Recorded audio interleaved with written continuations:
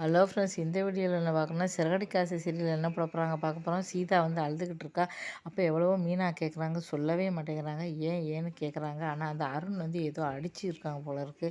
பயங்கர கோபத்தில் இருக்கா. ஏன்னா முத்து தான் வந்து செல்வத்தை விட்டு தன் அம்மாவை மோத விட்டான்னு சொல்லி தவறாக வந்து நினச்சிக்கிட்டு இருக்காங்க. எவ்வளவோ கேட்டாலும் பதில் சொல்ல மாட்டேங்கிறாங்க. இப்போ வந்து எனக்கு எதிர்க்க பாருங்கள், நிறைய குரங்குகள் வந்து உட்காந்துக்கிட்டு இருக்குது. நிறைய குரங்குகள் வந்து இங்கே எப்போவுமே இந்த இடத்துல இருக்கும் பாருங்கள்.